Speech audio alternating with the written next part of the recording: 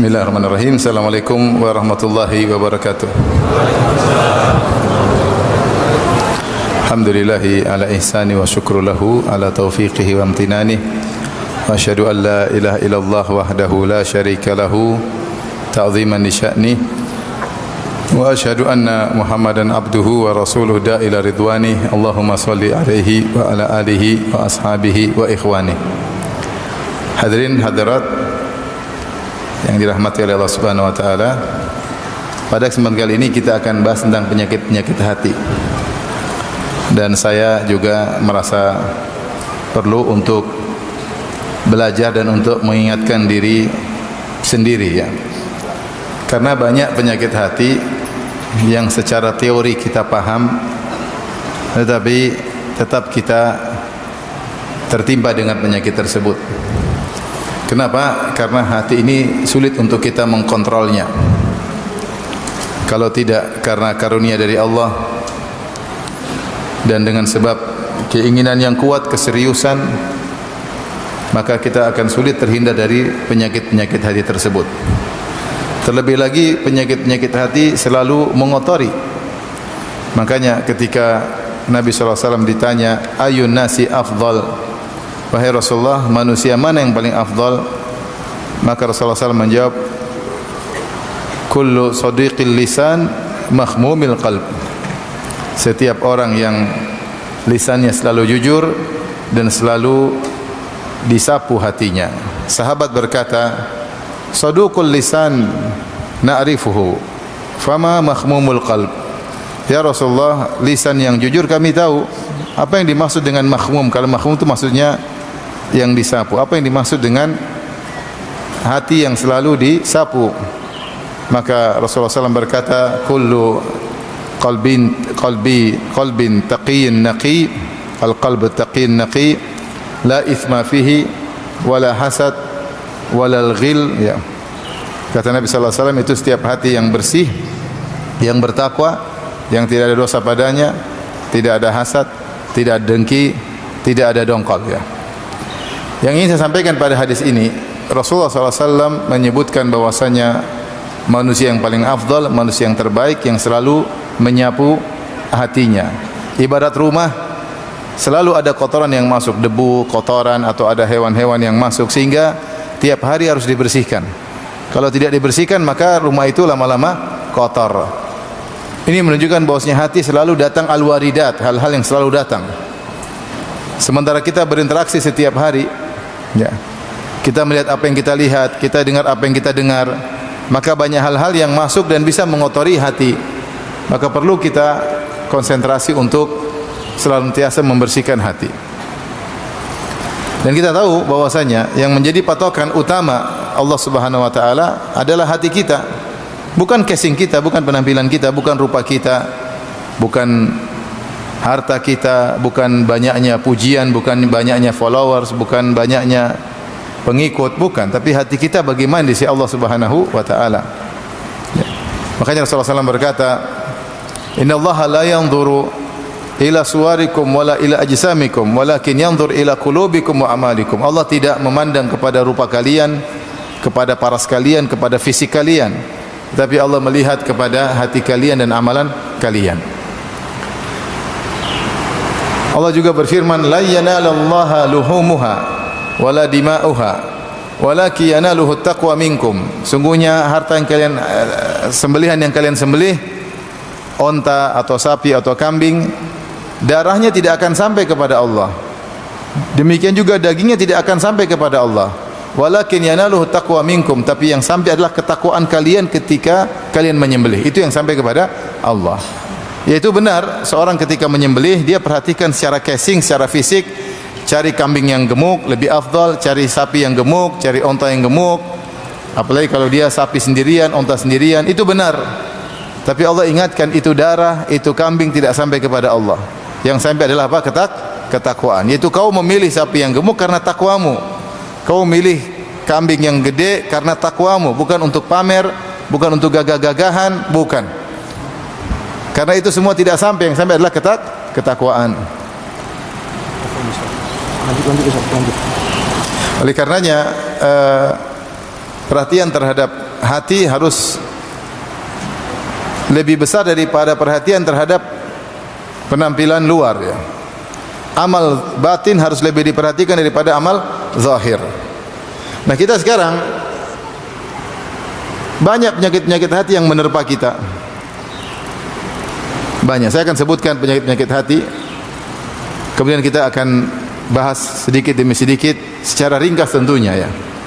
Karena kalau kita mau detail satu penyakit hati butuh satu pengajian ya. Tetapi mengenali secara global ini penting. Makanya di antara doa Nabi sallallahu alaihi wasallam, waslul sakhimata qalbi. Ya Allah, cabutlah penyakit-penyakit hatiku. Dan Allah mengatakan ya, yauma la yanfa'u malun wala banun illa man atallaha biqalbin salim. Hari yang di mana anak-anak dan harta tidak bermanfaat kecuali yang bertemu dengan Allah dengan hati yang selamat, hati yang bersih. Allah mensifati Nabi Ibrahim, wa inna min syi'atihi la Ibrahim idz jaa'a rabbahu biqalbin salim. Di antara pengikut Nabi Nuh adalah Ibrahim alaihissalam ketika dia bertemu dengan Allah dengan membawa hati yang selamat. Ini perkara bukan sepele ya. Hati ini masalah penting. Lihatlah Uwais Al-Qarani. Siapa? Bukan orang terkenal, tapi dia memiliki hati yang luar biasa. Memiliki hati yang luar biasa. Rasulullah bersabda, khairu tabi'in Uwais Al-Qarani. Sebaik-baik tabi'in adalah Uwais Al-Qarani. Dia tidak terkenal kalau bukan Nabi yang membuat dia terkenal. Dan dia terkenal setelah Nabi wafat. Nabi kasih tahu kepada Umar, wahai Umar, akan datang ada pasukan tambahan dari Yaman, Amdad min ahli Yaman, pasukan tambahan perang dari negeri Yaman, maka carilah seorang bernama Uwais Al-Qarani. Kalau kau ketemu, mintalah agar dia yastaghfir lak, agar dia mohon ampunan kepada Allah untuk engkau. Umar disuruh minta agar Uwais beristighfar untuknya. Maka Umar selalu cari, ada enggak orang namanya Uwais? Orang namanya Uwais. Tidak ada yang kenal dia. Bukan orang terkenal. Bahkan di kampungnya dia dituduh yang tidak-tidak. Tetapi ternyata dia punya amalan-amalan yang luar biasa. Dia punya ibu yang dia berbakti kepadanya ya. Dia punya keikhlasan ya. Sementara tabi'in yang lain terkenal, Hasan Al-Basri terkenal, Said bin Musayyib terkenal ya. Ibnu Sirin terkenal, banyak tabi'in yang terkenal. Tetapi Nabi berkata, khairut tabi'in, sebaik-baik tabi'in adalah siapa? Uwais Al-Qarani. Kenapa? Karena hatinya luar biasa. Dia punya ibu, dia berbakti kepadanya. Kana laha walidatun huwa biha bar. Dia punya ibu, dia berbakti kepadanya. Dan dia dulu punya penyakit baros sekujur tubuhnya, dan dia berdoa agar disembuhkan kecuali maudhi'a qadra maudhi'a dirham, kecuali seukuran sekeping dirham, kalau enggak salah di pusarnya, agar tidak disembuhkan, sehingga dia selalu bersyukur kepada Allah Subhanahu wa taala. Ingat bahwasanya dia dulu pernah berpenyakitan. Dia tidak ingin hilang semuanya, karena hilang semuanya nanti dia lupa. Maka dia ingin disisakan agar dia selalu kalau lihat, saya dulu pernah punya penyakit. Tidak ada yang kenal dia, tapi Allah mengenalnya.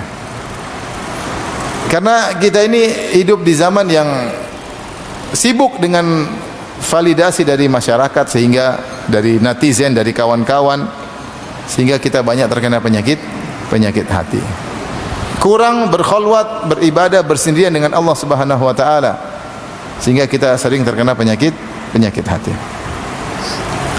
Apalagi ibu-ibu lebih potensi terkena penyakit apa? Hati.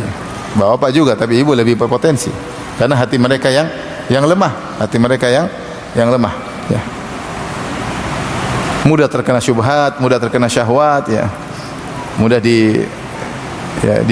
ditipu dan yang lainnya. Baik, saya akan sebutkan penyakit hati secara umum terbagi menjadi dua. Yang pertama adalah terkait dengan syubhat, yang kedua terkait dengan syahwat. Syubhat dengan berbagai macam modelnya, syahwat dengan berbagai macam modelnya. Syubhat yaitu lemahnya dalam ilmu, sehingga terkena berbagai macam syubhat. Itu kerancuan berfikir yang akhirnya menimbulkan penyakit hati. Di antara penyakit-penyakit yang terkait dengan syubhat, misalnya kekufuran, kufur. Terkena syubhat, dia ragu dengan Islam, dia ragu dengan hadis-hadis Nabi, jadi dia ingkar sunnah, yang mengingkari sunnah-sunnah Nabi, hanya percaya kepada Al-Quran misalnya, maka dia terjerumus dalam kekufuran. Terkena syubhat, dia tidak menerima tafsir yang ada dari para ulama maka dia ingin punya tafsir sendiri, tafsir bebas. Dia tidak mau tafsir tekstual, maunya tafsir kontekstual dengan syubhat yang terstruktur, dipelajari sehingga dia mengatakan kita tidak usah terpaku dengan tafsir yang ada, kita boleh tafsir sendiri yang relevan dengan kebutuhan kita. Jadilah timbul namanya tafsir hermeneutika yang produknya adalah homoseksual halal. Produknya, saya nggak usah bicara prosesnya, nanti kepanjangan. Produknya homoseksual halal, semua agama masuk sama surga. Kenapa? Kita tafsir kontekstual. Ini syubhat. Dengan syubhat karena lemahnya ilmu, tidak mendapat petunjuk dari Allah Subhanahu wa taala, maka timbullah keraguan dengan syariat. Keraguan dengan syariat. Masa begini sih? Masa begini sih? Sementara Nabi Allah berfirman, "Fala wa rabbika la yu'minuna hatta yuhaqqimuka fima syajara bainahum, tsumma la yajidu fi anfusihim harajan mimma qadaita wa yusallimu taslima." Tidaklah mereka beriman ya, sampai mereka demi Rabbmu, kata Allah, demi Rabbmu, Allah bersumpah, sungguhnya mereka tidak beriman sampai mereka menjadikan engkau sebagai hakim, yaitu hakim dalam keputusan segala perkara, pada perkara-perkara yang mereka perselisihkan. Tsumma la yajidu fi anfusihim harajan mimma qadait. Kemudian mereka tidak mendapat dalam diri mereka grundel, ketidaksukaan atas apa yang kau putuskan.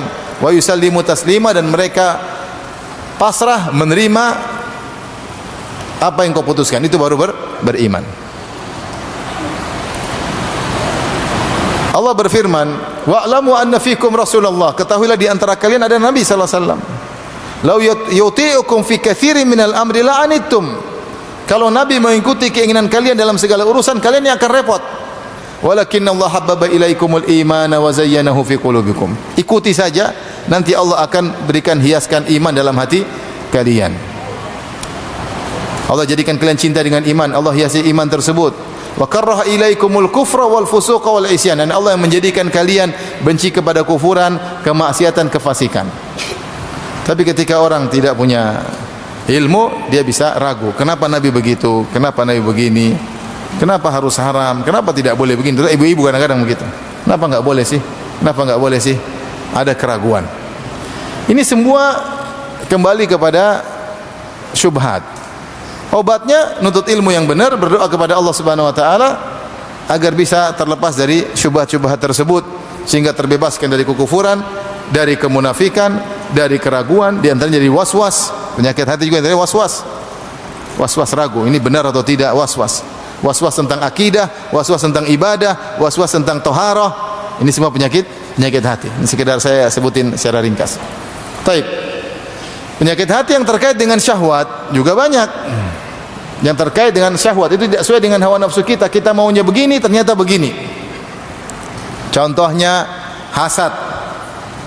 Ini penyakit hati, syahwat. Maunya kita yang nomor satu, maunya dia di bawah kita, ternyata Allah mentakdirkan dia sama dengan kita, sederajat atau lebih, maka timbullah namanya apa? Hasad. Tidak terima dengan takdir Allah Subhanahu wa taala, protes. Ya. Kenapa dia ganteng, kenapa saya pas-pasan? Kenapa istrinya lebih cantik, istri saya kurang cantik, padahal saya lebih ganteng dari dia? Ya, kamu duitnya nggak ada masalahnya. Jadi hasad, syahwat. Di antara penyakit terkait dengan hasad, apa? Riya, pingin dipuji, publish supaya dipuji. Publish amal soleh, memperlihatkan amal soleh, sedikit-sedikit posting, sedikit-sedikit apa? Posting. Kemudian di antaranya sum'ah, bercerita. Kalau tadi dengan penglihatan, sekarang cerita. Saya dulu begini, saya dulu begini, saya dulu begini, supaya dipuji oleh orang. Ini penyakit hati, ingin validasi dari masyarakat. Bahkan validasi yang berlebihan, ingin dipuji dengan apa yang tidak dia lakukan. Di antara orang munafik ciri-cirinya, kata Allah Subhanahu wa taala, wa yuhibbuna an yuhmadu bima lam yaf'alu. Senang dipuji dengan apa yang tidak dia lakukan. Dia tidak lakukan seakan-akan dilakukan. Dia tidak perfect tapi seakan-akan perfect. Sehingga yang ditampilkan selalu kalau orang lihat bayangan orang luar biasa, padahal biasa-biasa. Kenapa dia senang dipuji atau disangka oleh orang dia hebat daripada yang seharusnya? Ini juga penyakitnya orang munafik. Di antara penyakit hati adalah pingin selalu jadi sorotan, narsis, pingin jadi pusat perhatian. Dia senang kalau dijadikan buah bibir oleh masyarakat, ya. Sehingga kecanduan untuk bikin konten, selalu bikin konten supaya jadi pusat perhatian. Entah karena hatinya pingin tampil atau karena ada dunia di balik itu. Ini penyakit kena banyak orang. Bahkan mengenai sebagian dai pinginnya tampil mulu, ya. Ini penyakit hati contoh yang mungkin menimpa sebagian dari kita. Contoh juga penyakit hati adalah dendam yang tidak hilang-hilang, selalu dendam, dongkol, marah, tidak pernah dia kontrol, tidak bisa dia hentikan, dendam terus. Penyakit hati.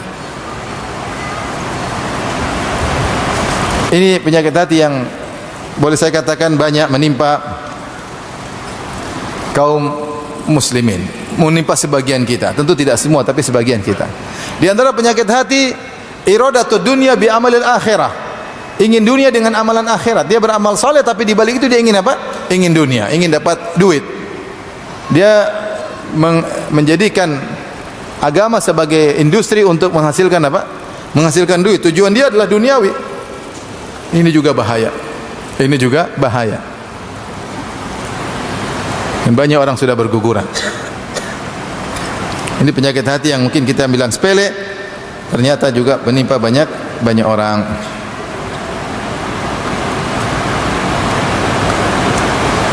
Di antara penyakit hati adalah suka dengan maksiat. Menimpa banyak di antara kita. Pinginnya kok dengar musik, pingin. Rindu, nostalgia maksiat. Sudah dapat hidayah, sudah hijrah, tapi rindu pingin apa? Pingin nostalgia maksiat. Baik yang maksiat berupa lagu, nyanyi-nyanyian, musik-musikan atau tonton-tontonan. Rindu. Berarti hati kita sedang berpenyakit.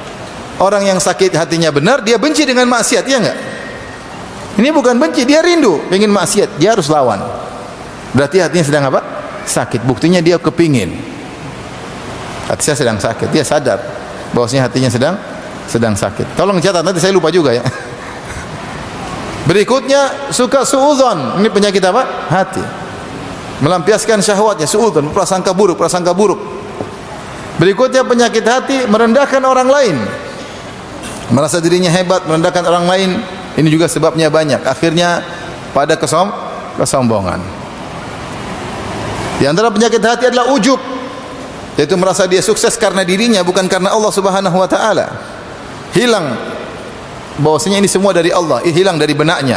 Dia merasa dia berhasil karena dia pintar, karena dia pandai berorasi, karena dia cerdas, karena dia tim yang hebat, karena ini dia lupa bahwasanya semua itu semata-mata dari siapa? Allah Subhanahu wa taala. Penyakit ujub.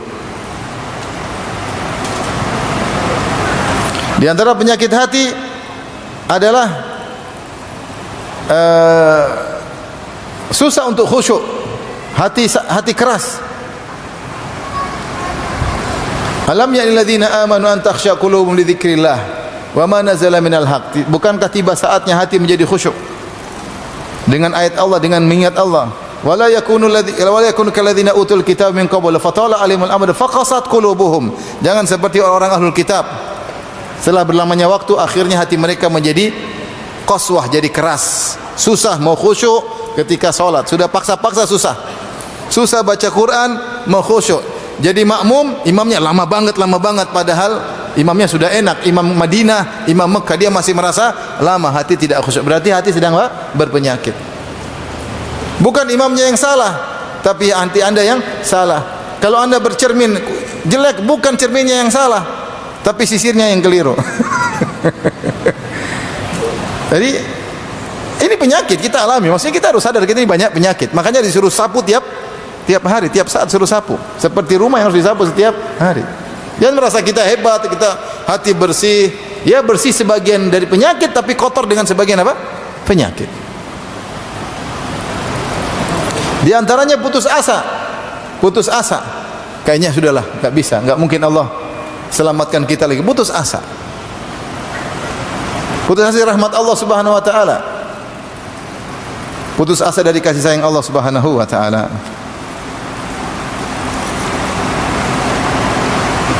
Baik. Ini secara global. Coba diulang. Ada yang catat enggak? Yang terkait dengan syubhat tadi apa aja? Satu-satu, ayo. Hah? Kufur, terus apa? Ragu, was-was, terus apa lagi? Kemunafikan, terus? Kemunafikan ya. Seputar itu. Yang terkait syahwat apa aja? Hasad, riya, sum'ah, terus? Narsis. Apa lagi? Dendam. Terus? Dan lain-lain. Jadi sekarang kita mau bahas satu-satu. Antum siap duduk sampai asar? Saya enggak siap. Baik. Penyakit hati yang kena syubhat ini bukan perkara sepele.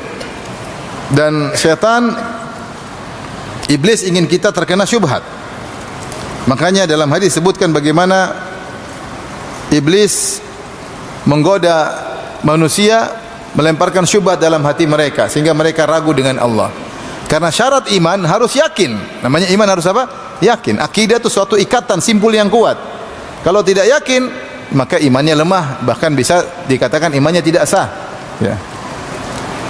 Innamal mu'minuna alladzina amanu billahi wa rasulihi tsumma lam yartabu.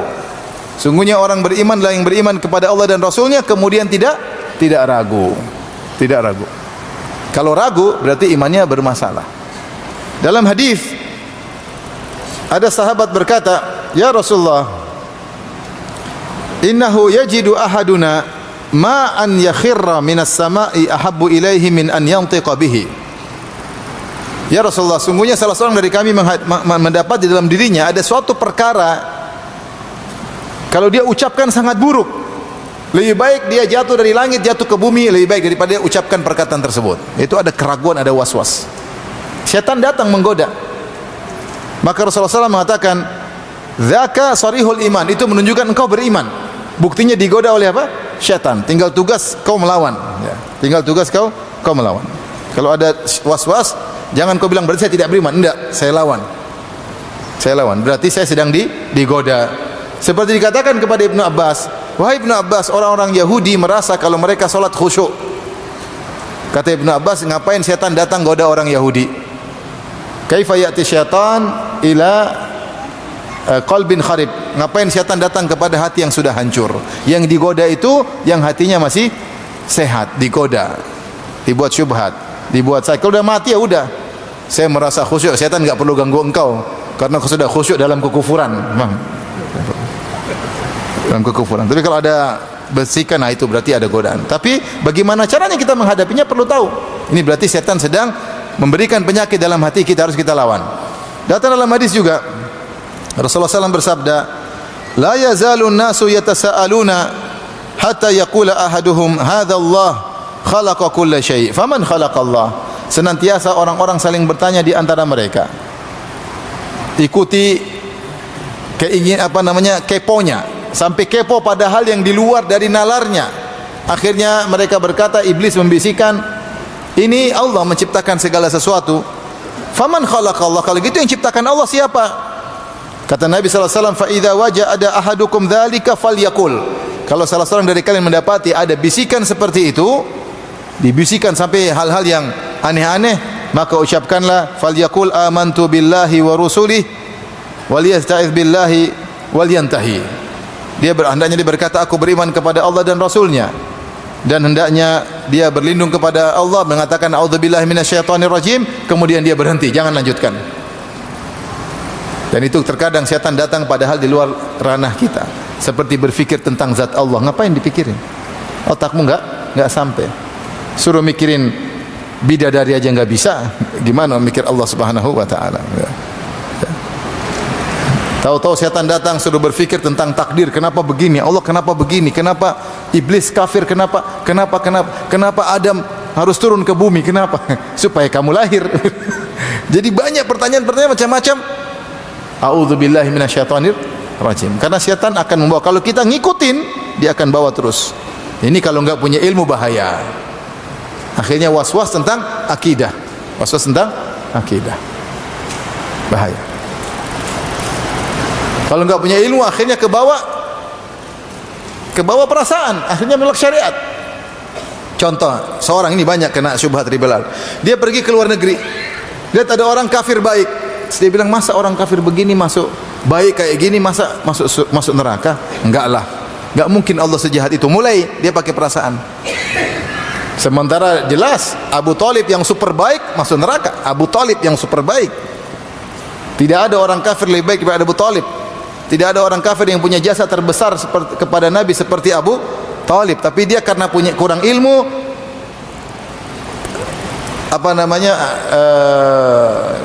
perasaannya bermain, sehingga dia mendahulukan perasaan daripada dalil. Akhirnya dia berkata, semoga Allah memasukkan sang pastor di surga. Akhirnya begitu.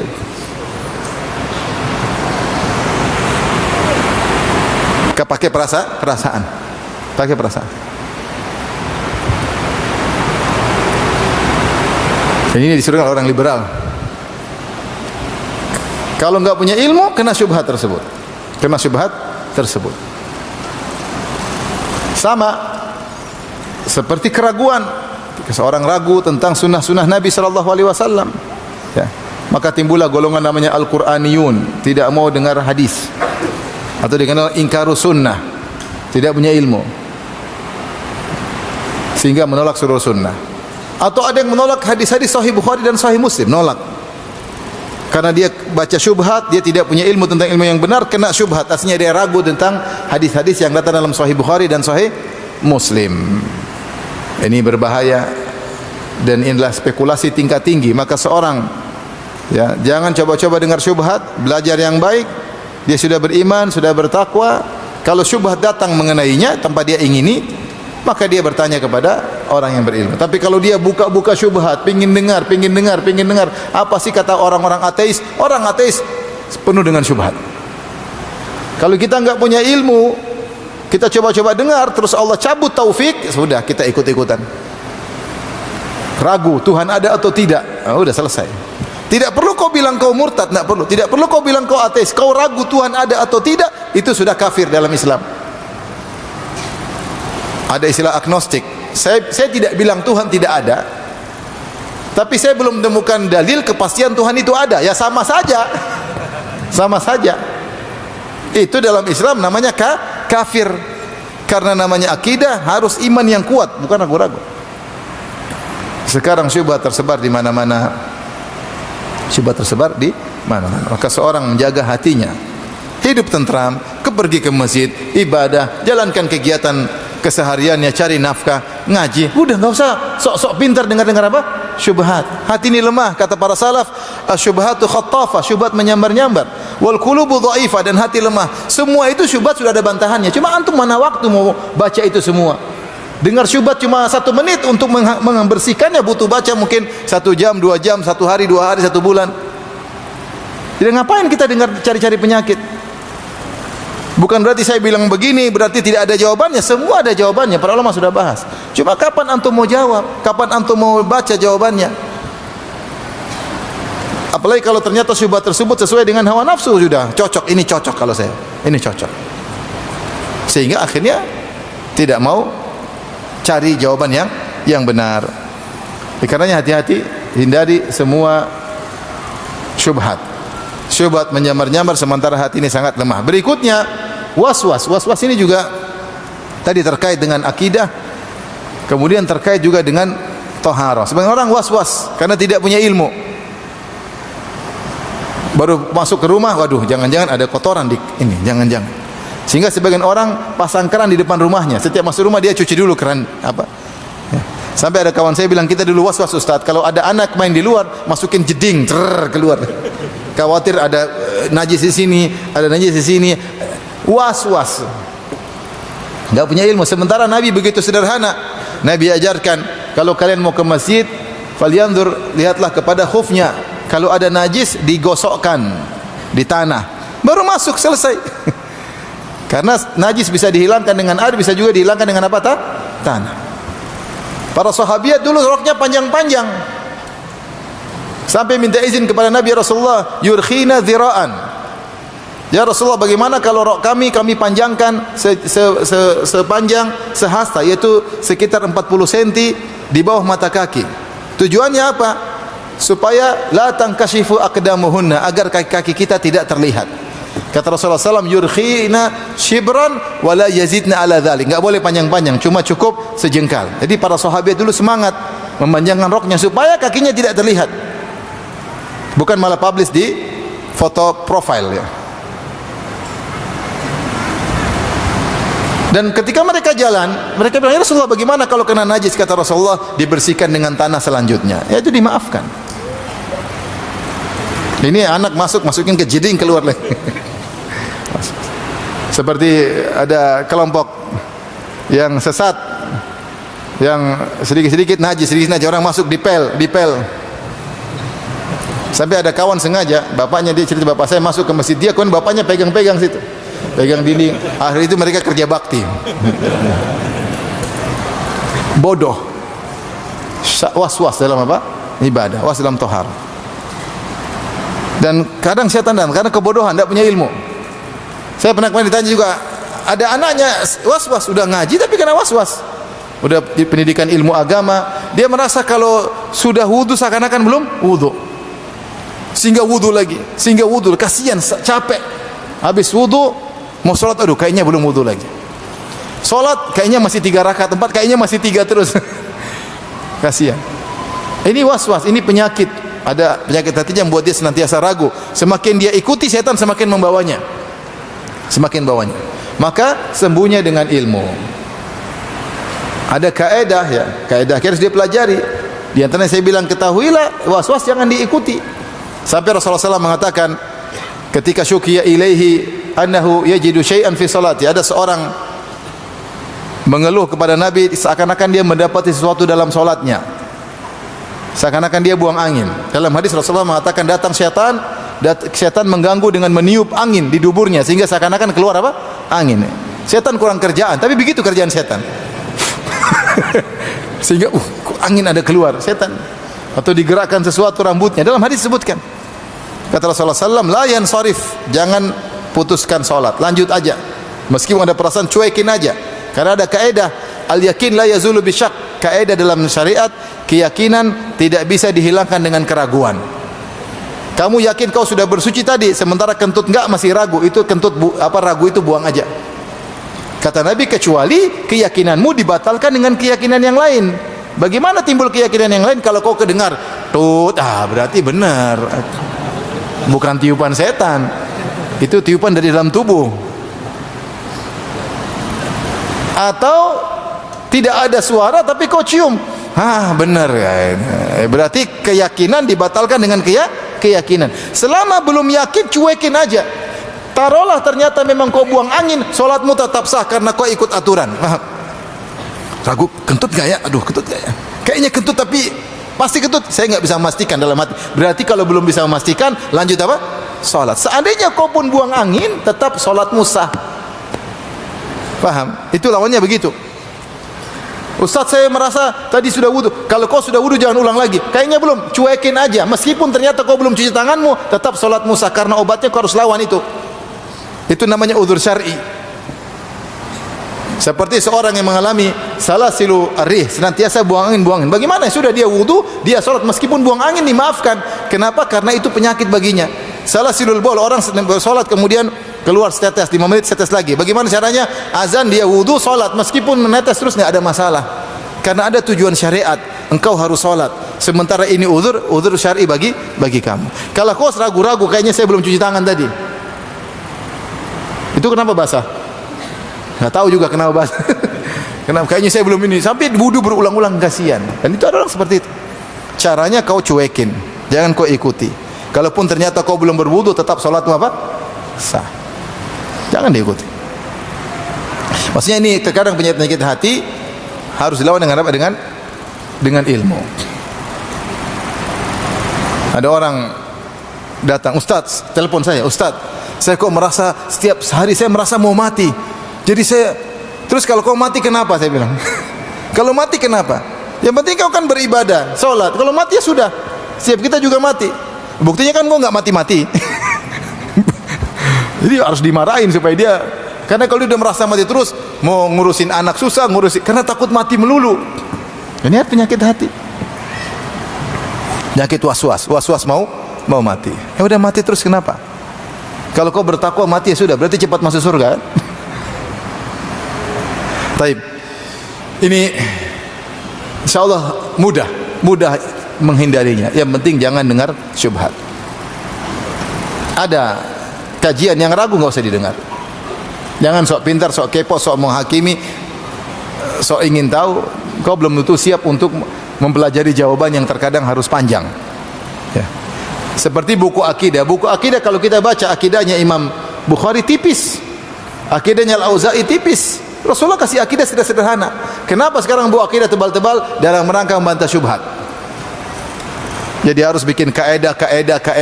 Kalau syubhat datang begini, bantahnya begini. Jadi panjang, jadi rumit. Seharusnya dulu akidah Ahlussunnah mudah. Rasulullah sampaikan, orang Arab Badui ngerti, orang baru masuk Islam juga ngerti. Ya. Tapi karena banyak syubhat yang beredar, akhirnya para ulama menulis buku akidah menjadi apa? Tebal. Ya. Kalau kita dengar syubhat, kita belum kuat untuk mempelajari landasan untuk membantah syubhat tersebut. Maka kuncinya jangan dengar apa? Syubhat. Jangan dengar syubhat. Baik, yang berikutnya penyakit hati terkait dengan syahwat. Di antara syahwat manusia adalah ingin dipuji. Yaitu syahwat yang disebut oleh Ibn Taimiyah syahwatun khafiyah. Syahwat yang tersembunyi. Ingin diakui, diakui. Dan cara untuk diakui di antaranya adalah dengan mempublish amal soleh, maka itu namanya riya. Atau menceritakan amal soleh namanya sum'ah. Kata Al-Ghazali, Imam Al-Ghazali rahimahullah, namanya sum'ah atau riya adalah talabul manzilah fi qulubin nas. Dia mempublish amal solehnya, dia cerita, dia share talabul manzilah fi qulubin nas dalam rangka untuk mencari kedudukan di hati manusia. Kenapa saya cerita kebaikan saya kepada engkau? Supaya engkau bilang, oh Masya Allah ternyata ya, Masya Allah itu maksudnya. Masya Allah. Wih, saya tidak duga ternyata. Nah, itu yang saya tunggu-tunggu kalimat itu, paham? Saya tidak duga ternyata ya. Ternyata kau riya. Jadi ini syahwat. Ini syahwat. Sampai seorang mengorbankan yang paling dia sayang itu nyawanya hanya untuk terkenal. Sebagaimana Rasulullah sebutkan tentang seorang yang mati syahid tapi masuk neraka. Rajulun ustushhid, seorang mati syahid, mati dalam medan pertempuran. Fa utiya bihi, dihadirkan. Fa arrafahu ni'amahu harafaha. Allah ingatkan nikmat-nikmat yang Allah berikan kepada mujahid ini. Keberanian, kehebatan mainkan pedang dan lain-lain yang Allah berkata, "Wa ma amilta fi?" Apa yang kau lakukan dengan nikmat-nikmat ini? Kata dia, "Qataltu fika hatta tushhid." Aku berperang di jalanmu sampai aku mati syahid.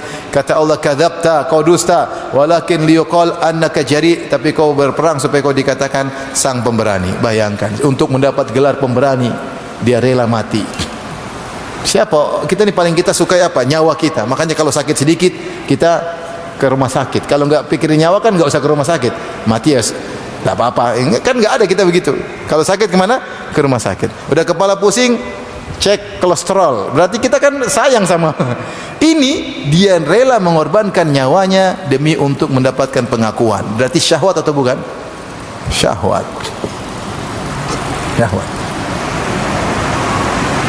Sampai capek-capek bikin konten supaya pencitraan. Syahwat atau bukan? Syahwat. Supaya dipuji, disanjung. Ini hati-hati, ini penyakit. Bisa menimpa siapa saja. Bahkan bisa menimpa ustadz. Bukankah orang kedua yang Allah hadirkan pada hari kiamat untuk disiksa? Seorang ustadz, rajulun ta'allamal ilma wa 'allamahu. Seorang nutut ilmu dan mengajarkannya. Wa qara'al Qur'an, belajar ilmu Al-Qur'an dan mengajarkannya. Pakar sanad-sanad Al-Qur'an, pakar qiraat Al-Qur'an. Maka Allah hadirkan, Allah ingatkan tentang kenikmatan yang Allah berikan kepadanya. Allah bertanya, "Ma amalta fiha?" Apa yang kau lakukan dengan itu semua? Kata dia, "Qara'tu fikal Qur'an." Aku baca Qur'an, ngajarin karena engkau. Kata Allah, "Kadzabta." kau dusta. Walakin liyuqal annaka qari, supaya orang kenal kau sebagai ahli baca Quran. Liyuqal annaka alim, supaya dikatakan kau orang yang paling apa? Alim, orang akui. Ya akhi, orang butuh pengakuan sampai sebagian orang. Ya.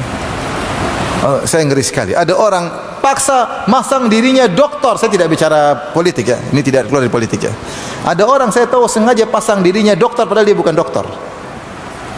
Butuh validasi masyarakat, penipuan publik. Ngeri. Padahal dia bukan doktor.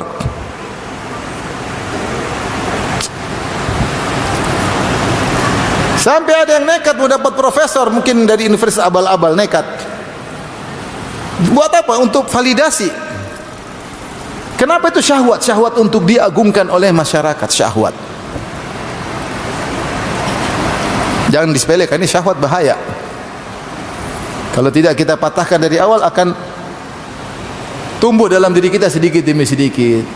Semakin disanjung, semakin ingin melayang terbang. Lihat ustadz ini masuk neraka. Kenapa? Dia ngajarin Quran supaya dikatakan dia ahli baca Quran.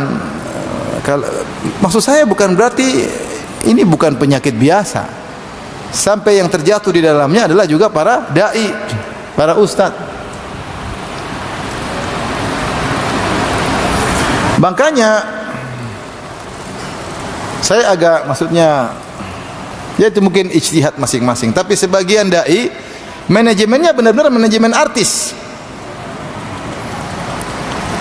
Jadi semua aktivitasnya diketahui, karena namanya orang kan pengen tahu artis lagi ngapain. Lagi perbaiki ini, lagi ini. Yang saya tidak tahu itu semua dari guru-guru saya, tidak pernah melakukan demikian. Dan saya tidak pernah baca buku dalam salafus saleh seperti itu. Dia bilang, Ustaz kan boleh-boleh saja, iya, tapi hati berat. Sehingga bukan cuma ilmu yang ditampilkan, tapi kepribadian ustaz sehingga dia menjadi tokoh yang wow. Apalagi didukung oleh tim-timnya yang kemudian menjadikan dia wow. Saya hanya sekedar menyampaikan suara hati saya, semoga kita tidak demikian. Karena itu penyakit.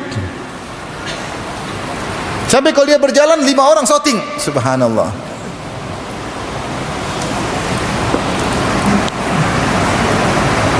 Yang saya cuma khawatir menular kepada audiens, itu yang saya khawatir. Sehingga audiens juga hobinya begitu. Maka saya harus sampaikan hal ini. Ini penyakit. Memang rame, memang menyenangkan, memang janganlah. Kalau artis ya memang mereka begitu. Kita kan dakwah harusnya tidak demikian. Dakwah harus elegan, ada marwahnya. Hukum asalnya boleh, iya boleh. Kalau bicara boleh-boleh, saya nggak bisa mengharamkan, boleh-boleh aja. Tapi apakah begitu cara para salafus saleh sementara kau mengatakan di atas manhaj salaf? Apakah begitu diajarkan oleh guru-gurumu dahulu seperti itu? Adakah ustaz-ustaz kita dahulu seperti itu? Ya kita jaga ya. Jangan cuma terpedaya dengan jumlah audiens, jumlah followers, enggak. Kita ingin yang berkualitas, kita ingin berjalan diridhai oleh Allah Subhanahu wa taala. Saya pernah umrah, saya umrah. Tahu-tahu saya keluar dari hotel, tahu-tahu ada sekelompok orang berbaju hitam pakai sorban rame-rame. Ini siapa ini? Sampai saya, jangan-jangan ini kelompok sesat yang puasa lihat laut itu kan, mereka baju hitam kan? Kalau laut sudah pasang puasa, kalau Ramadan, Lebaran juga lihat apa laut. Ternyata ustadz sunnah. La haula wala quwwata illa billah. Ngajarin semua timnya untuk jalan dengan gagahnya, rame jadi pusat perhatian. Narsis. Saya hati aja sakit, cuma saya nggak bisa apa-apa. Ini saya baru ngomong sekarang.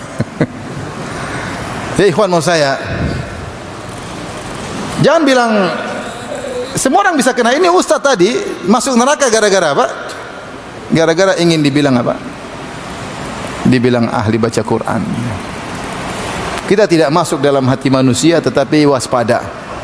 Hal-hal yang bisa mengarahkan ke sana kita putuskan. Sum'ah, cerita. Sampai ada sebagian orang yang mobilnya kemudian macet, mogok, dia ganti ban, kemudian disoting. Ini lagi ganti, ngapain? Saya ngapain? untuk menunjukkan bahwasanya kau hebat. Kita nggak tahu, tapi nggak ngapain. Yang kalau kita dakwah itu ilmu yang penting. Bukan saya keren, bukan saya ganteng, bukan saya bikin fitnah nanti yang lainnya. Apakah saya mau tampil saya harus pakai liven misalnya, atau pakai bedak? Saya tujuannya ilmu atau supaya ganteng di hadapan ibu-ibu? Saya tidak perlu validasi ibu-ibu. Yang penting validasi dari istri saya.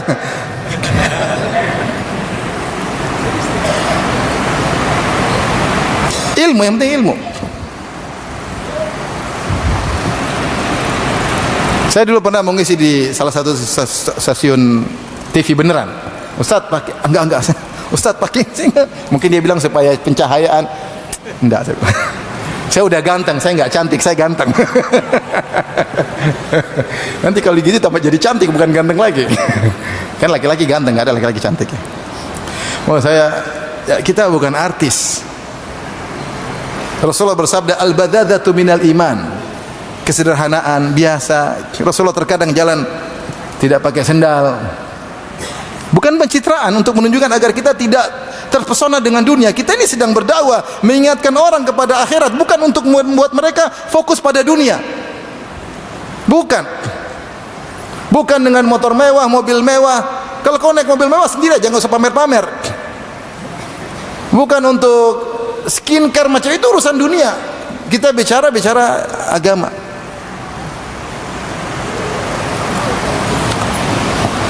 Makanya dakwah mulai bergeser. Coba tanya guru-guru kita, masyayikh kita di Madinah atau di Yaman atau di mana, apa mereka begitu? Maka ikhwan, maksud saya tidak menganjurkan antum ikut dukungan, tidak usah mendukung. Ya silakan. Kalau saya khawatir dakwahnya seperti itu. Jadi pusatnya lagi bukan ilmiahnya lagi, tapi keren-kerenan penampilan dan lain-lainnya ya. Yang di luar daripada esensi dakwah sunnah. Yang kalau nanti ujung-ujungnya masalah niat, bahaya. Niat bahaya.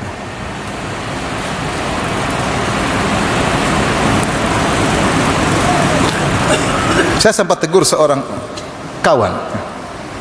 Dia duduk kemudian dikurungi ibu-ibu pada ketawa-ketawa, pada foto-foto. Malu, saya bilang, malu. Kita ini bukan artis yang dilihat oleh ibu-ibu, foto-foto kemudian malu. Ngapain mejeng di depan ibu-ibu? Ya ibu-ibu, ngapain ya mejeng depan antuna sekalian? Apa manfaatnya? Ngapain? Tidak semua yang kita lakukan ikut ke selera audiens. Kita ini tugasnya mendidik mereka, bukan mereka mengatur kita supaya sesuai dengan keinginan mereka. Cari keridhaan Allah, kita bukan cari keridhaan audiens. Tentu dengan elegan, dengan ilmu. Saya takut dakwah bergeser. Baik, di antara penyakit hati apa lagi? Ujub. Ujub itu merasa sukses karena diri sendiri. Jadi itulah perkataan Qarun, innama utituhu ala ilmin indi. Saya ini kaya karena saya punya ilmu sehingga saya bisa kaya. Dilupa bahwasanya semua kekayaan dari siapa? Allah Subhanahu wa taala. Maka ini penyakit berbahaya. Dalam bidang apapun yang kita merasa karena saya hebat, karena saya pandai berorasi, maka saya berhasil, nggak boleh.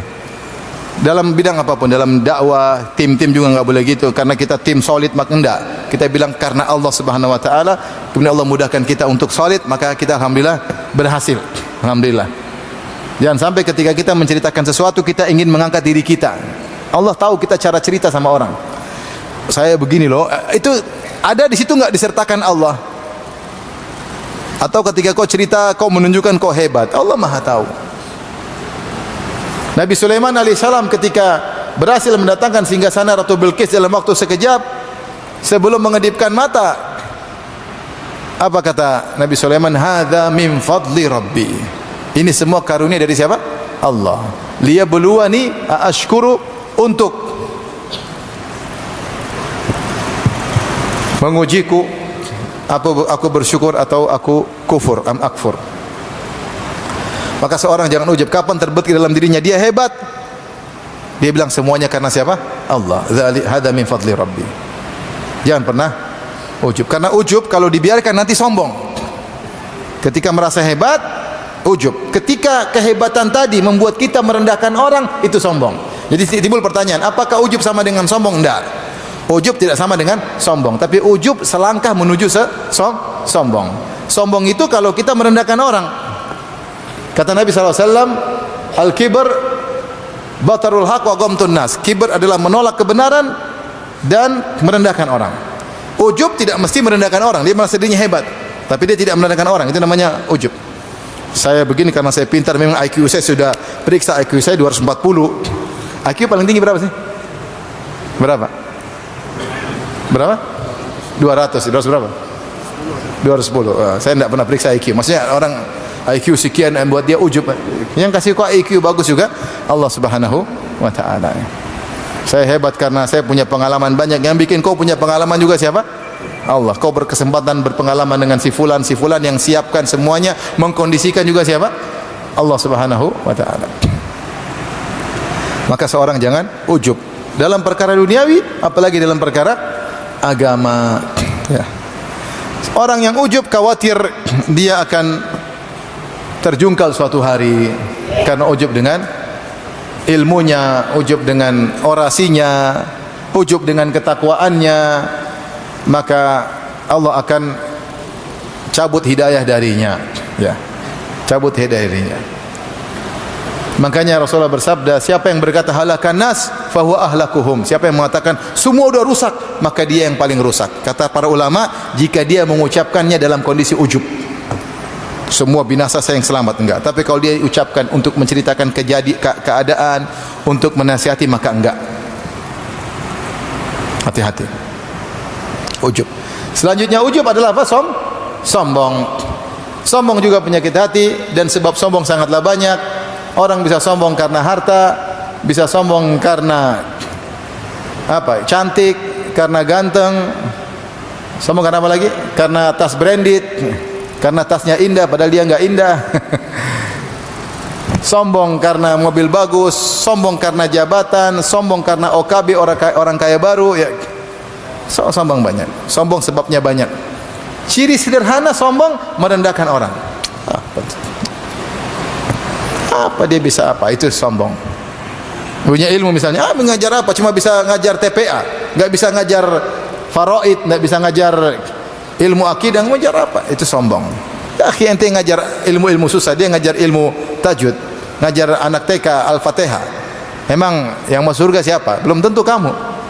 Yang pahala lebih besar siapa? Belum tentu kamu. Yang imannya lebih baik siapa? Belum tentu kamu. Allah mengatakan inna akramakum indallahi atqakum. Yang paling mulia, yang paling bertakwa di antara kalian. Hati-hati jangan sampai ujub. Kalau ada penyakit merendahkan, sudah itu kita sedang ujub atau sedang apa? Sombong. Maka bilang auzubillah. Auzubillahi minal kibr. Ya Allah, aku berlindung kepada auzubika minal kibr, daripada sifat sombong. Baik. Yang penyakit berikutnya Pak, dicatat apa? Penyakit berikutnya di catatan. Apa lagi? Hah? Susah khusyuk. Susah khusyuk. Sebab utamanya adalah banyak maksiat. Banyak maksiat. Susah terenyuh baca Quran, sebab utamanya banyak maksiat. Khusyuk kalau nonton film, itu sebabnya maksiat. Nonton film Korea betah, khusyuk. Dengar ghibah, khusyuk. Baca Quran baru sedikit sudah pening. Baca Quran sedikit sudah ngantuk. Masya Allah, turun ketenangan, langsung ngantuk tidur. Ini penyakit menimpa siapa saja di antara kita. Maksiat yang pertama kali diserang adalah hati.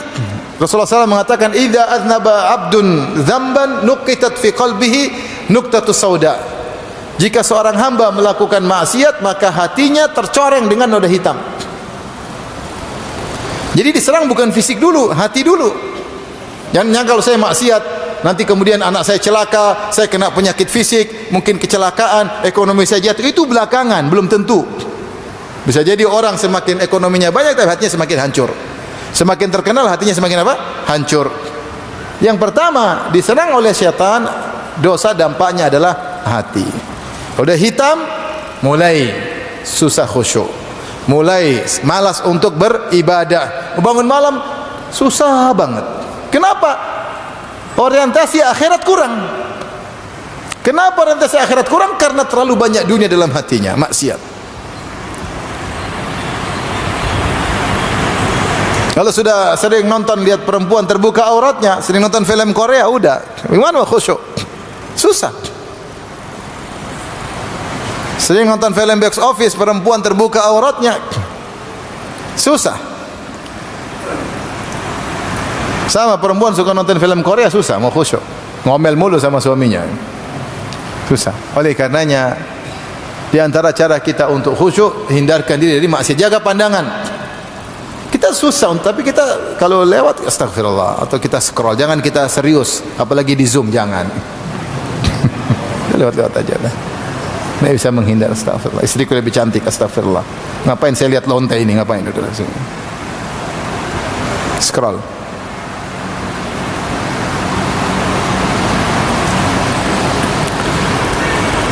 Tentunya sebab-sebab khusyuk banyak, tapi di antara sebab utama adalah karena terlalu ghaflah. Fatala alaihimul amadu faqasat qulubuhum. Terlalu lama waktu tidak ingat Allah, maka hati menjadi keras. Oleh karenanya alhamdulillah Allah bikin syariat salat 5 waktu sehingga hati kita tidak terlalu lama ghaflah, terlalu banyak lamai. Kalau lama akhirnya terlalu lama lalai, akhirnya jadi keras. Ya. Innal iman la yakhlaqu fi qulubikum kama yakhlaqu thawb. Sungguhnya iman itu bisa usang dalam hati kalian sebagaimana baju bisa usang. Fas'alullah an yujaddida imanakum. Maka mintalah kepada Allah agar Allah memperbaharui iman kita kembali. Disetrika kembali, dicuci kembali, jadi segar kembali. Jika tidak maka bisa usang. Maka ini salah satu penyakit. Padahal Allah memuji orang beriman, qad aflahal mu'minun alladzina fi salatihim khashi'un. Sungguh beruntung orang beriman yang mereka khusyuk dalam salat mereka. Tapi berikutnya penyakit hati, narsis ya, narsis. Ini ingin tampil, tadi sudah disinggung. Ingin tampil. Syariat menganjurkan kita untuk menjadi orang yang tidak suka tampil. Tampil kalau perlu aja, kalau nggak perlu nggak usah tampil. Karena dengan tidak suka tampil, dia bisa fokus kepada privasinya. Dia bisa punya banyak waktu untuk ngurus anak dan istrinya. Ya. Tapi kalau sering tampil, dia akhirnya sibuk ngurusin netizen dan sibuk dengan komentar netizen, memperbaiki diri sesuai dengan yang disukai oleh netizen. Hidup dengan kepura-puraan. Rasulullah SAW bersabda, Inna Allah yuhibbul abdat taqiyal ghaniyal khafi. Sungguhnya Allah mencintai seorang hamba yang bertakwa, yang al-ghani, yang cukup, tidak minta-minta sama orang lain, merasa cukup, qanaah. Al-khafi, yang tidak suka tampil.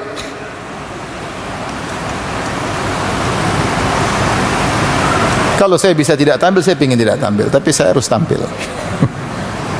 Tampil itu repot, bisa perhatian.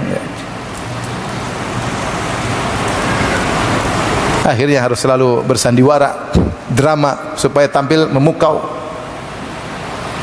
Jalan sama istri senang-senang di shooting, lagi mesra sama istrinya di ngomel, tidak dipublish. Istrinya ya omelin, tidak dipublish. Jadi selalu tampil supaya perfect, pingin tampil. Ini narsis. Di antaranya syariat melarang kita untuk memakai pakaian yang syuhrah.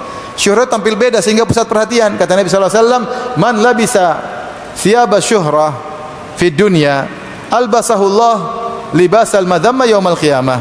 Siapa di dunia pakai pakaian ketenaran, maka Allah akan buat dia pakaian kehinaan pada hari kiamat kelak. Ingin tampil beda. Kata para ulama, apa itu pakaian syuhrah? Terlalu indah atau terlalu jelek, baju robek-robek dipakai supaya jadi orang-orang lihat. Atau baju terlalu indah, baju mahal sekali. Ibu-ibu pakai jilbab, masya Allah, di sini mutiara-mutiara, di sini ada bunga mawar, di sini ada warna merah, kuning, hijau, di langit yang biru ada pelangi di tubuhnya, masya Allah. Semua orang lihat. Rasulullah ketika menceritakan tentang wanita yang masuk neraka, Rasulullah mengatakan, ru'usunahunna asmatil bakhtil ma'ilah. Kepala mereka seperti ada punuk unta. Kenapa menarik perhatian? Salah satu contoh menarik perhatian, maksudnya kita hidup jangan narsis. Ada orang jalan mundur supaya Ada yang naik, kemarin saya lihat naik sepeda mundur, Masya Allah. Belum ada yang naik motor mundur, ada belum? Sepeda mundur ada. Kan susah pakai cermin. Susah. Supaya enggak. Jadi orang jangan begitu. Jangan suka cari perhatian. Oleh karenanya hal-hal yang membuat kita tampil beja besar perhatian kita hindari. Bisa kena ain cepat atau lambat ya. Lagi pula jadi pusat perhatian, jadi omongan orang ya. Dan itu dilarang ya. Saya pernah ketemu seorang dai kemudian dinasihat oleh Syekh Abdul Razak. Dia pakaian dia saya tidak sebut, tapi ini pakaian dia tidak biasa. Kata Syekh, mohon maaf saya pakaian antum kenapa begitu? Lain apa ini adat orang sini? Kata Syekh, saya tidak apa-apa, saya cuma khawatir aja. Khawatir pakaian tampil beda. Enggak apa-apa terserah kalau, tapi saya khawatir ini cuma saya menasihat khawatir aja. Kalau kau merasa itu enggak apa-apa silakan. Jadi maksudnya terkadang kita ingin menarik perhatian supaya jadi pusat perhatian supaya akhirnya pandangan pertama jatuh hati ya lihat terus dengan cara tampil beda. Yang penting pertama good looking, setelah itu orang jatuh cinta. Akhirnya jadi tontonan terus, tapi itu cara yang tidak benar. Karena Rasulullah melarang. Kalau kita ingin berkah, ikutilah cara para dakwah salafus saleh. Kalau tidak, maka kita akan nyerempet dan yang lainnya. Ya. Khawatir. Sehingga narsis sibuk bikin konten melulu, kalau tidak bikin konten kayaknya ada suatu yang kurang. Kalau kontennya perlu ilmu saja oke, tapi ini terang bukan ilmu terkadang. Taib yang berikutnya apa? Ini yang paling berat buat kita semua ya. Yang bergerak dalam bidang agama, dalam bidang dakwah, iradatud dunya bi amalil akhirah. Cari dunia dengan amalan apa? Akhirat. Menjadikan dakwah sebagai sumber mencari apa? Dunia. Ini peringatan kita melihat dakwah para nabi ya. Dakwah para nabi. Ini saya bukan omong kosong. Saya pernah ngisi suatu instansi. Kemudian ditanya, "Ustadz, minta berapa?" Yang ditanya bukan saya tapi asisten. "Kenapa Mbak tanya begitu? Kemarin ada Ustadz Fulan pasang tarif 15 juta. Saya bilang, "Kok sedikit?" Bayangkan 15 juta cuma kajian 1 jam. Itu Ustadz sunnah, ngaku sunnah. Ternyata ada. Jadi ini kita bicara bukan menghayal ya. Saya pernah ngisi juga di suatu instansi, mereka ngundang bukan Ustadz sunnah. Ternyata duit mereka kurang, gak cukup. Akhirnya udah undang Ustadz Firanda aja, lebih murah kali. Ternyata pasang tarif mahal sekali. Kalau Ustadz non sunnah oke lah ya. Kalau Ustadz sunnah pasang tarif itu ada ternyata. Sekarang saya bacakan dakwah para nabi. Ya saya ini menegur saya diri saya sendiri ya. Menegur diri saya sendiri. Apa kata Nabi Nuh alaihissalam? Nabi Nuh, "Ya qaumi la as'alukum alaihi mala, in ajriya illa 'ala Allah." Wahai kaumku, aku tidak pernah minta harta dari kalian. Pahalaku dari Allah Subhanahu wa taala. Nabi Hud berkata, "Ya qaumi la as'alukum alaihi ajran, in ajriya illa ala alladhi fatarani." Wahai kaumku, aku tidak minta dari kalian upah, sungguhnya upahku di sisi Allah Subhanahu wa taala. Wa ma as'alukum alaihi min ajrin, in ajriya illa ala rabbil alamin. Ini perkataan yang sama diucapkan oleh Nabi Nuh, Nabi Hud, Nabi Saleh, Nabi Syuaib. Ya kaumku, aku tidak minta upah dari kalian, sungguhnya upahku di sisi Allah Subhanahu wa taala. Fama as'alukum min ajrin fahuwa lakum. Katakanlah, kul ma as'alukum min ajrin fahuwa lakum. Katakanlah wahai Muhammad dalam surat Sabah kalau tidak salah. Kalau aku minta harta dari kalian, saya kembalikan kepada kalian. Aku tidak pernah minta dari kalian. Sampaikan kepada mereka terang-terangan. Kalau aku pernah minta, aku kembalikan kepada kalian. Tidak pernah minta. Rasulullah dikasih hadiah, tapi Rasulullah tidak pernah apa? Minta. Apa kata dalam surat Yasin? Ya qaumi ittabi'ul mursalin, wahai kaumku ikutilah para rasul. Ittabi'u man la yas'alukum ajran wa hum muhtadun. Ikutlah kepada para rasul yang tidak pernah minta upah kepada kalian dan mereka mendapat hidayah. Jadi kita sebagai panitia juga menjaga marwah ini agar kita berjalan di atas jalan para rasul. Jangan kemudian dakwah ini seperti industri. Jangan, ikhwan. Benar, di balik itu ada orang-orang io yang mencari duit, yang mungkin juga diarahkan oleh sebagian ustadznya. Kalau ada saudara kita, ustadz kita yang salah, kita tegur. Jangan kita malah mendukung. Jangan terpesona dengan oh rame, oh ini mewah, enggak. Kita cari ridha Allah Subhanahu wa taala. Kalau ada ustadz, saya sempat ditanya kemarin di sekolah. Ustadz ini kemarin undang ustadz, saya mau tanya ini kemarin kita undang ustadz, dia kasih tarif. Saya bilang jangan undang lagi. Dia undang. Dia suka minta tarif di mana-mana.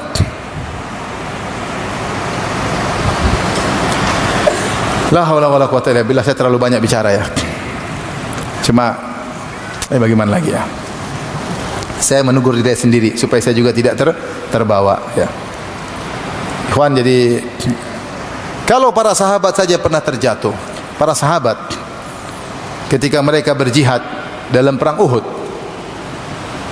kemudian mereka menang di awal peperangan, akhirnya banyak ghanimah dibawa, padahal Rasul sudah bilang jangan turun, akhirnya mereka turun. Kenapa? Mereka ingin ambil apa? Ghanimah. Kenapa? Karena cari dunia. Yang bilang begitu bukan saya, Allah Subhanahu wa taala. Kata Allah Subhanahu wa taala. Jadi sebelum turun ayat ini, apa kata Ibnu Mas'ud? Ma kuntu adhunnu ana ahadan min ashabin Nabi sallallahu alaihi wasallam yuridu dunya hatta nazala fina ma nazala. Aku tidak pernah menduga ada seorang sahabat pun dari sahabat Nabi yang ingin dunia sampai turun ayat tentang kami, bahwasanya di antara kami ada yang ingin dunia. Kapan? Ketika perang Uhud, ketika mereka melanggar. Allah berfirman, "Wa laqad sadaqakumullahu wa'dahu idh tahussunahum bi'idznih hatta idza fashiltum wa tanaza'tum fil amri." Ya. Wa asaitum min ba'di ma arakum ma tuhibbun minkum may yuridu dunya wa minkum may yuridul akhirah. Kata Allah, kalian bermaksiat setelah Allah menampakkan apa yang kalian suka, itu kemenangan. Di antara kalian ada yang suka dunia, mencari dunia, di antara kalian ada yang mencari apa? Akhirat. Itu sahabat aja ada yang mencari apa? Dunia. Tapi kata Allah, wa laqad afa ankum. Allah telah mengampuni kalian. Tapi bagi kita harus hati-hati ya. Para sahabat sudah diampuni. Mereka diberi uzur, diampuni. Jangan bilang saya akhirat, saya ikhlas. Jangan kita merekomendasi diri kita, semua perlu hati-hati. Dan ini banyak. Seperti misalnya bikin yayasan, ternyata untuk cari duit, kemudian menerima sumbangan, akhirnya jadi milik pribadi. Ini namanya dunia. Orang kasih wakaf untuk milik umat, ternyata jadi milik apa? Pribadi, bahkan jadi warisan. Terjadi atau tidak? Terjadi. Maka saya ingatkan pada IO. Sampai ada kawan, ada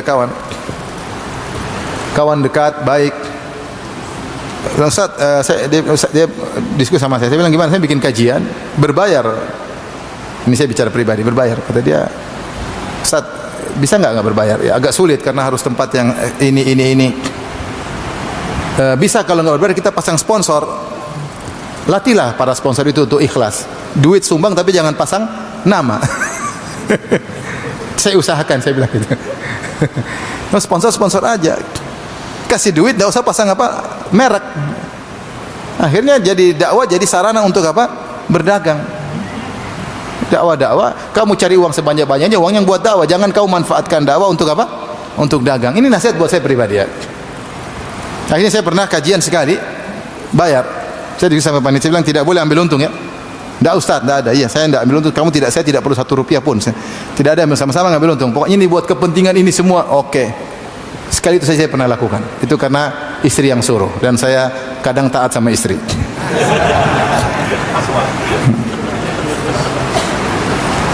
Setelah itu saya mulai berubah. Saya bilang janganlah. Coba saya buat panitia-panitia. Kita kan banyak donatur. Ya. Mereka juga duit ngapain disimpan banyak-banyak. Sudah. Kalau ada ini bikin aja, kalau nggak bisa di tempat eksklusif di masjid juga luar biasa ya. Kalau mau ada tempat, ada yang bayarin, tidak apa-apa. Alhamdulillah, ternyata bisa berjalan. Saya sudah di 4 kota, gratis semua, di tempat yang eksklusif. Ada yang semua, mereka senang. Tidak ada sponsor sedikit pun, sponsor keluar duit, tidak ada pasang label. Kita ajarin audiens kita untuk ikhlas. Ajarin mereka untuk apa? Ikhlas. Jangan kita ngajarin mereka semakin jauh daripada keikhlasan, jadi kena penyakit hati. Contoh misalnya, ada audiens kita yang mungkin punya amal soleh yang luar biasa. Tidak usah kita bikin konten, lihat si fulan bangun ini untuk janda, anak yatim. Kasihan dia kan? Kasihan enggak? Kasihan dia, hatinya belum tentu kuat. Kita aja sudah ustadz belum tentu ikhlas, masih pingin dipuji. Ini apalagi baru hijrah. Kasihan dia. Jangan jadikan dia korban. Ternyata kita juga numpang tenar dengan konten dia. Repot. Maksudnya dakwah harus kita perhatikan. Ya. Kalau ada hal-hal yang meragukan, yang bisa tidak pas, bisa merusak hati kita, menghati kita, mending kita jauhi. Kita susah ikut salafus salih, tapi kita berusaha. Dulu para salaf, kalau dia beli barang, terus ketahuan sama orangnya, kamu si fulan ya, saya kasih korting, dia nggak jadi beli. Bukan kalau sebagian kita harga ustadz ya. Dulu dikasih korting dia tidak mau.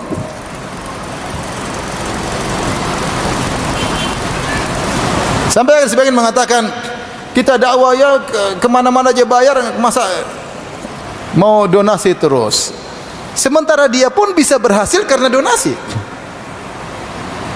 Dia aja bisa sukses karena donasi dahulu. Sekarang dia bilang anti donasi. Ya kalau donasi baik, terarah, yang penting amanah. Daripada minta-minta uang sama audiens. Jualan. Ustadz jadi jualan. Saya pernah diundang juga ya, saya terlalu banyak bicara ya. Mohon maaf ya. Jadi intinya saya ingin sampaikan, kita ini hidup cuma sebentar, hati-hati. Hal-hal yang bisa merusak hati kita, kita introspeksi diri, kita evaluasi. Jangan ikut dengan tren-tren yang ada, hati-hati ya.